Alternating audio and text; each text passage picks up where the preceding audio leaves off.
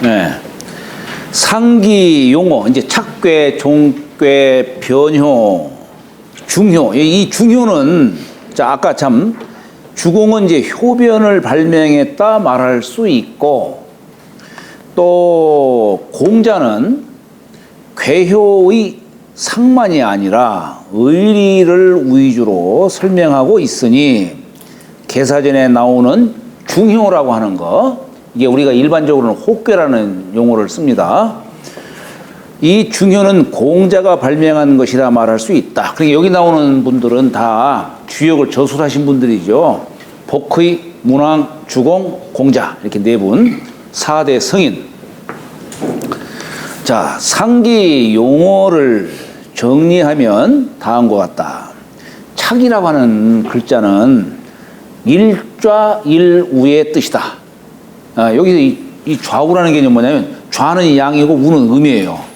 그러니까 이게 무슨 뜻이냐면, 자, 일좌 일우의 뜻이니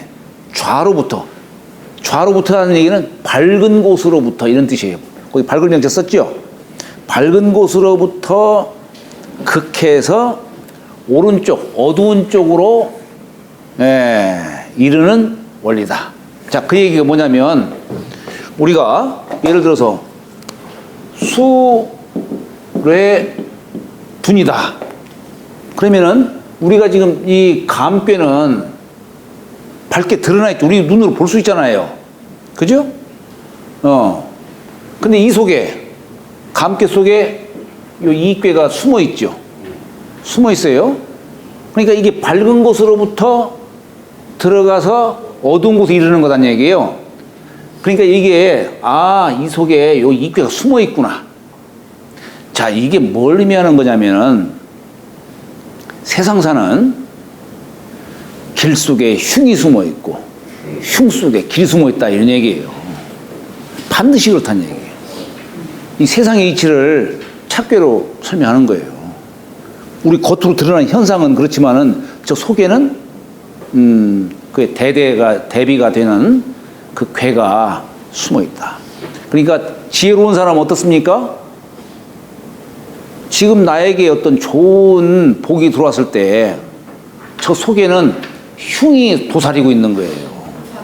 네. 그러니까 지혜로운 사람은 그 드러난 것을 보고 나에게 주어진 복을 생각을 하면서 장차 흉이 올 수 있다는 것을 경계를 해야 한다, 이 얘기예요. 그러니까 오르막길이 있을 때 장차 내리막길이 있다는 것을 알고 대비를 할 줄 알아야 한다는 얘기예요. 이게 지혜로운 사람이 대처 해야 하는 것입니다. 그게 이제 착괴가 갖는 의미예요. 이게 착괴가 갖는 의미. 다음에 종괴는 이제 실 다스릴 종자예요. 이게 일상일하, 한 번은 위로 올라갔다가 한 번은 내려오는 뜻이에요. 예를 들어서 우리가 봄에는 기가 맨 땅속에서부터 생기기 시작해가지고 점점 위로 올라갔다가 다시 내려오잖아요. 네? 예를 들어서 오전이 있으면 오후가 있는 거예요. 1년 중에 봄, 여름이 있으면 가을, 겨울이 또 있게 되는 거예요. 이게 종괴가 갖는 원리예요. 종괴가 갖는 원리. 그래서 이 종은 일상일하의 뜻이니 위로부터 극해서 아래에 이르는 원리다. 그 다음에 변은 나아가고 물러나는 법을 살피는 것이다. 예를 들어서 우리가 여기 중천건괴의 초요다. 그러면은 이 초요가 이 이름이 구예요. 구잖아요. 이 얘기는 뭐냐면 이게 구라고 하는 숫자는 양으로 극하다는 숫자예요. 노양수예요. 그러니까 이 뜻은 뭐냐면 이건 곧 변한다 이런 얘기예요. 곧 변한다. 그러니까 초구요를 딱 설명할 때에는 초구는 잠룡이니 무룡이니라라고 하는 요걸 설명했을 때는 이미 벌써 이 초요가 변해서 음으로 된다는 뜻을 담고 있는 거예요. 이게 중천건괴가 본괴는 중천건괴지만 여기에 초유가 변하면은 천풍국괴가 된다는 얘기예요. 그래서 여기 초고유를 설명할 때는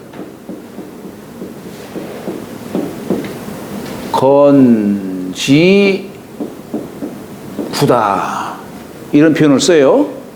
이게 뭐냐면 건괴가 여기 갈지자예요. 건괴가 변해 가서 국괴가 됐다 이런 얘기예요.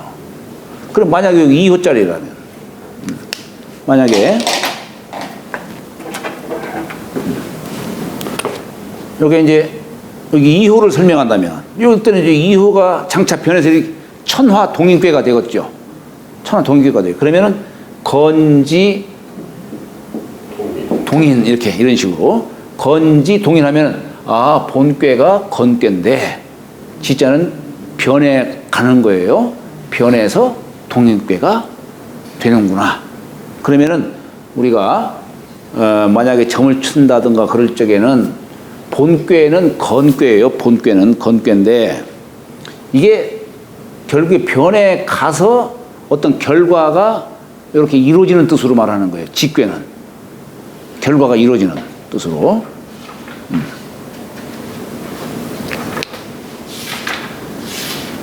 건괴는 본래 주어진 상태, 몸체자 이거 변해 가서 이게 변해 가서 또 이루어진 꾀는 결과로서 얘기가 되는 거예요. 그러니까 다만 그러니까 이게 뭐냐면은 이제 본꾀는 주어진 상태예요. 만약에 내가 무슨 일이 있어가지고 점을 쳤다 이거예요. 그럼 본꾀는 현재 주어진 상태를 얘기한 거야. 또 어떤 원인을 갖다가 지금 보여주고 있는 거예요. 어떤 원인이 있어서 지금 요 일이 생겼다라고 하는 걸 보여주는 거예요. 그러면 변해서 이렇게 다른 꾀 된 것은 장차 어떤 결과에 이르른다 라고 하는 것을 보여주는 겁니다. 자, 그러면은 우리 주역 공부하는 사람이 점을 쳤어요. 점을 쳤으면은 무슨 꾀가 나올 거 아니에요. 그죠? 장차 무슨 꾀로 이제 변해간다라고 하는 것도 보여주고 있잖아요. 그런데 미래의 결과는 그렇게 이루어지는 게 아니에요. 천도와 인사가 부합해서 이루어지는 거예요. 그렇기 때문에 자, 우리가 점을 쳐서 뭐가 길하고 뭐가 흉하다라고 하는 것은 알 수가 있죠. 그죠? 점을 쳐서. 그러면 그 길을 가느냐 안 가느냐 하는 것은 나한테 있는 거예요. 그러니까 이게 주역책 속에는 길중에 대해 설명은 하고 있지만은 피용축일의 도는 없어요. 주역책 속에. 나한테 있는 거예요. 네? 피용축일은 나한테 있다. 변화의 도는 이 주역책 속에 있는 게 아니라 나한테 있다 이거예요. 변화의 도는. 그걸 아셔야 돼요.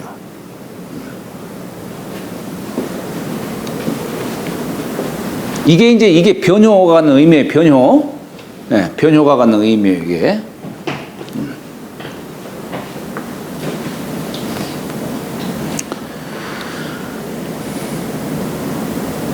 그래서 이게 나가고 물러나는 법. 내가 여기서 나가야 되느냐 말해야 되느냐 하는 그것을 알 수 있도록 해주는 게 변효의 뜻이란 얘기예요. 그 다음에 중효는 어찌 보면은 이 주역책 속에 중효가 참으로 중요한 거예요. 이게 중효는 겉으로 드러나고 속에 감춰진 법, 이걸 표리라는 말로 설명하고 있는데 그런 법을 살피는 것이다. 주역을 바라볼 적에 단지 하나의 수나 하나의 상만 보아서는 안 된다. 반드시 좌우와 상하와 진퇴와 표리를 살펴야 한다. 만약에 좌만 보고 우를 보지 못하거나, 이건 착괴로서 얘기한 거죠. 예. 우위를 보고 아래를 보지 못하거나, 앞만 보고 뒤를 알지 못하거나, 겉만 보고 속을 보지 못한다면 참된 지혜라 할 수 없고 괴상을 제대로 알지 못한 것이다. 상기 용어에 대한 구체적 설명은 다음과 같다. 제가 이제 그래서 여기 착괴, 종괴 뭐 이렇게 변효, 중효를 갖다가 좀 더 구체적으로 여기 설명을 하고 있습니다. 자, 우리 여기 착괴를 좀 볼까요, 한번. 착은 음과 양이 상대하는 뜻이다. 예를 들어 진괴는 음양효가 전체 변하면 손괴가 되고, 64괴로 말하자면 아래의 그림과 같이 술에 둔 꾀의 착괴는 화풍정괴가 된다. 예, 예를 들어서 지금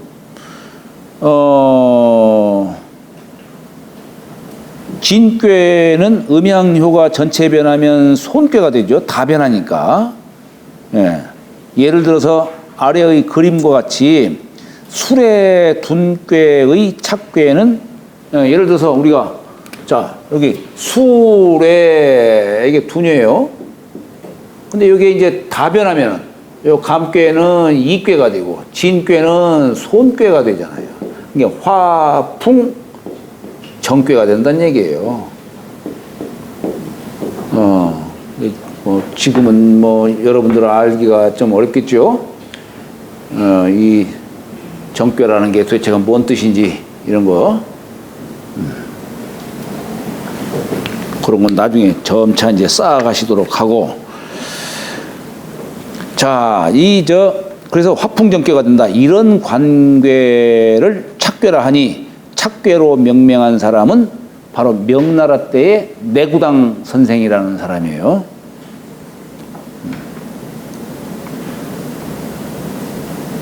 자, 천지조화의 리는, 이치는 홀로나 양 홀로만으로는 능히 생성할 수 없다.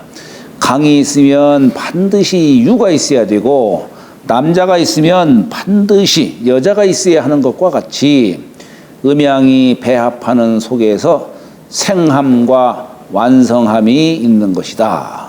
이 같은 뜻으로 착괴라 하는 것이니, 착괴를 음양이 마주대하는 뜻에서 정대 이런 용어를 써요. 정대 혹은 대괴, 이렇게 착괴를 정대라는 용어를 쓰는 학자도 있고, 대괴라고 하는 마주대할 대자, 대괴라는 용어를 쓰는 학자도 있습니다. 또 속에 양이 있고 양 속에 음이 있으므로 착괴를 숨어 있다는 뜻에서 복괴라 부르기도 한다. 우번이라는 사람은 이 착괴를 방통이다라는 용어를 써요. 우리 주역에 방통이라는 용어가 나옵니다. 아까 육효발휘는 방통정례라고 하는 방통, 예, 그 글자를 따가지고 착괴를 방통이라고도 이렇게 해석도 하고, 또 혹자는 이걸 갖다가 서로 감괴와 이괴, 진괴와 손괴, 이게 다 서로 같은 종류의 괴라고도 또 얘기를 하는 겁니다. 착괴의 원리는 본래 복휘팔괴의 원도에 근거한 것이다. 복휘팔괴의 원도를 살펴보면 팔괴가 이와 같이 상착되어 있음을 알 수 있다. 여기에 쭉 제가 예문도 들고 뭐 반착괴 뭐 이런 거 등등 이렇게 실어놨는데, 요건 참고 삼아 보시기 바랍니다. 다음에 이제 종괴, 여기 종괴 190쪽에 종괴. 종은 이게 실사변에 썼으니까 실 다스릴 종자죠. 포백을 짠다는 뜻이다. 배라든가 비단 옷을 짠다는 뜻이다. 음양으로 말하자면 음양의 이치는 유행해서 항상 변동한다. 아까는 채로서 설명했고, 여기는 기가 유행하는 이치로 설명하고 있는 거예요. 종괴는 하늘은 위에 있고 땅이 아래에 있는 것이 상법이지만, 천도는 때로는 천도가 아래로 내려오고 지도가 위로 오르는 법이다. 항신제라는 분은, 이분은 이제 청대 사람이에요. 근데 아주 이분의 그 책이 하객필담이라고 하는 책이 있는데 번역이 안 돼 있어요. 안 돼 있는데, 근데 참 내용이 정말 무릎 쳐가면서 읽을 만한 책이에요. 번역이 안 돼서 참 안타깝지만 제가 시간 나면 참 그런 거 번역했으면 좋겠는데, 예? 아주 참 옛날 선현들이 발명하지 못한 그런 얘기들이 참 많이 쓰여져 있어요. 1800년대, 이것도 후반부 사람인데 그래요.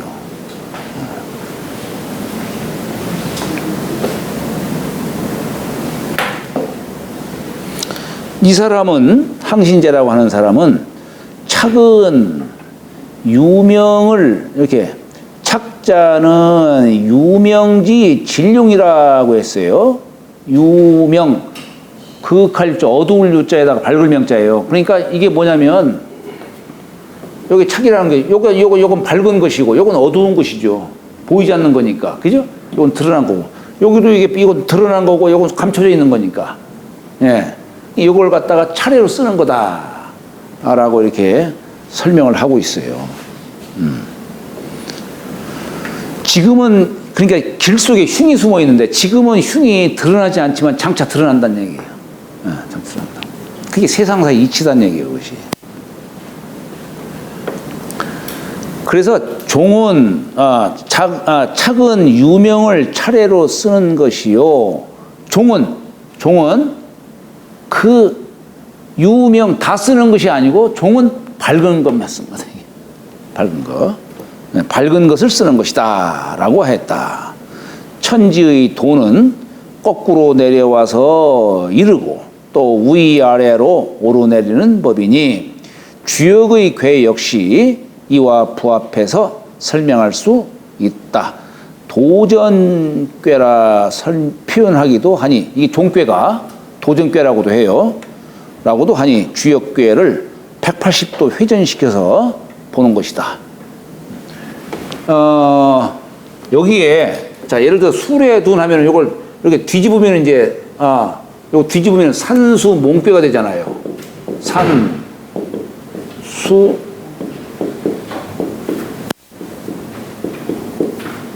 몽궤. 예. 그러니까, 요거는 뒤집어 놓은 건데, 자, 요 궤를 이렇게 180도 뒤집지 않고 그대로 요렇게 위치만 시켜놓은 거. 예를 들어서, 진궤가 위에 이렇게 있고, 감궤가 이렇게 아래에 있는 거. 네? 요건 종궤라고 하지 않고, 요건 교궤다 이렇게 표현해요. 사길교자. 우리가 이런 용어들을 좀 아셔야 돼요. 예를 들어서, 술에 둔 하면은, 자, 여기 진궤는 우레궤지만 이건 아래에 있으니까 지금 땅 속, 여기 주요된 양효가 땅 속에 있어요. 그러니까 땅 속에 잠장되어 있는 우레입니다, 이건. 네. 감궤는, 여기는 주요가 여기 하늘자리에 있잖아요. 하늘자리. 그러니까, 여기 감궤는 아직 하늘에서 떠 있는 구름이다, 이거예요. 요건. 구름이에요.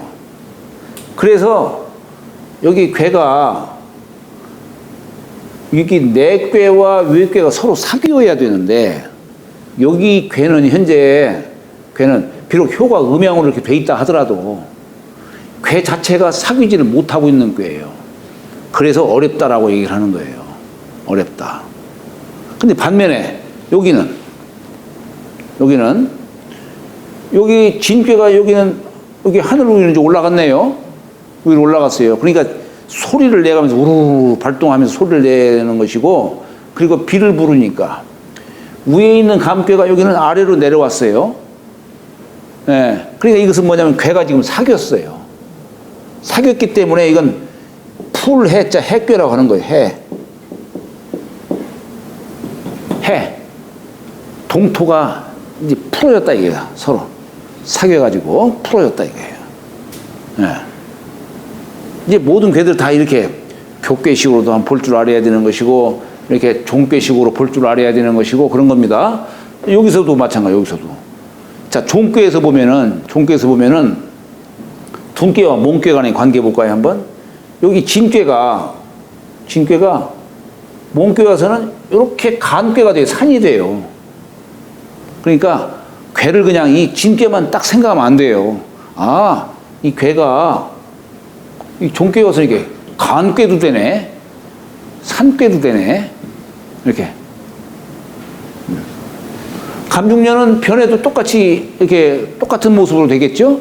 다만 여기는 위에 있으니까 하늘에 떠 있는 구름으로 얘기를 하는 것이고 여기는 땅 아래 흐르는 물이 여기는 땅 아래 흐르는 물. 그러니까 똑같은 물로 생각하면 안 돼요. 예. 그 상이 위치한 바에 따라서 이렇게 저렇게 유추할 줄 알아야 되는 거예요.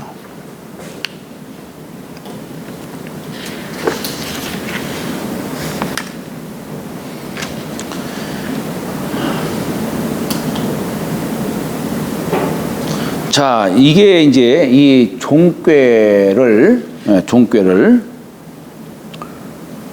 착괴, 종꾀가 이렇다라는 것을 이제 아시고 그냥 이게 넘어가도록 하겠습니다. 다음에 여기 이제 변효예요, 변효. 자, 여기 이제 변효는 주공이 발명했다라고 했죠. 예를 들어서 여기 그림에 보면은 수레 둔꾀에 만약에 여기 저 초요자리에다가 방점 하나 찍어놨어요. 방점. 그러면은 본꾀가 수레 둔꾀지만 이게 초요가 변해서 수지 비꾀가 된다라고 하는 거. 요걸 아까 줄여서 설명하자면은 둔지비다 이렇게 표현할 수가 있어요. 둔지비다. 여기서 말하는 변이란 효변을 의미한다. 변이란 양이 변해서 음이 되고 음이 변해서 양이 되는 것이다. 효가 변하는 것을 일반적으로 동한다라고 표현하는데 동이란 결국 음양이 사귀는 뜻이다. 한 꾀에는 한 꾀의 성정이 있고 한 효에는 한 효의 성정이 있다. 예를 들어 건꾀의 성질은 건하고 곤꾀의 성질은 순하다는 것 등이다. 이것은 하나의 꾀의 성질로서 일정한 원리를 지니고 있어서 변치 않는데 만약에 궤 속에서 한 효의 변이 있으면 그 성정이 변하게 된다. 그 성정이 변하게 된다. 예를 들어 건꾀의 초효가 변하면 손꾀가 된다는 얘기예요. 초효가 변하면 손이 되죠. 그러니 손꾀의 성정과 건꾀의 성정이 다르게 되는 것이다. 효 하나 변함으로 인해 가지고 궤도 다르게 된다는 얘기예요. 예. 이때 본꾀가 변해서 다른 꾀가 된 것을 변꾀라 하며 이쪽에서 저쪽으로 갔다 해서 그래서 갈지자를 써가지고 직꾀라 부르기도 한다. 개사전에 효는 천하지 동자야라. 천하의 동함을 본받는 것이다 라고 했다. 동이라고 하는 것은 주역에서 동이라고 하는 것은 마음이 발동한 것이니 다름 아닌 갈지자를 의미한 것이다. 예를 들어 중천건꾀의 초효가 변하면 천풍국괴가 된다. 이를 뭐라고 표현하냐면 건지구라고 표현한다. 이때 건꾀를 본꾀, 채꾀 또는 가만히 그친다라고 해서 고들정자 써가지고 정꾀라 부르고 이 국꾀를 변꾀, 지꾀, 용꾀 또는 회꾀라고 뉘우칠 회자예요. 회꾀라고도 부른다. 건지구가 되니 만나는 이치가 있지만 밖으로 나가지 않는 것이다. 8꾀뿐만이 아니라 64꾀 속에서도 어느 한 효가 변하게 되면 마찬가지로 뜻이 다르게 된다. 따라서 효사를 설명함에 있어서는 직괴를 참조해서 본괴의 효사를 이해해야 할 것이다. 자, 우리가 흔히 주역에서 효가 변하는 걸 동한다라고 표현하는데, 이는 또한 마음이 외물과 사귀는 것을 말한다, 이게. 마음으로 비유하자면 마음은 이목구비를 통해서 움직이는 것이다. 이목구비를 닫으면 마음이 고요해지고 이목구비를 열면 마음이 동한다. 눈, 코, 귀, 입을 통해서 마음이 자꾸 이게 욕심이 발동하니까 마음이 동하죠. 따라서 주역에서는 양이 변해서 음으로 가고 음이 화해서 양으로 가는 것을 말한다. 요게 제가 이제 참상이라고 해가지고 여러 가지를 이렇게 해놨어요. 요거 좀 쉽지가 않은데 요건 그냥 제가 넘어가겠습니다. 여러분들 한번 시간 나시면은 요거 참조 삼아 보시기 바랍니다. 여기 보면은 예를 들어서 뭐 건지 곤이다 하면은 이게 뭐냐면 건괴가 변해서 곤괴가 됐다 이런 얘기예요. 네? 여기에 따라서 해석을 상에 따라서 다양하게 이렇게 해석을 할 수가 있는 겁니다. 요거 하나의 뜻만으로 이렇게 저는 여기 표현해 놨지만은 여러 가지 상에 따라서 이렇게 저렇게 설명할 줄 알아야 돼요. 쉽지가 않죠, 이건. 조금 이제 나중에 주역에 익숙하시면은 요거 한번 보시기 바랍니다. 자, 다음에 이제 여기 198쪽. 198쪽. 잠시 쉬었다가 하겠습니다.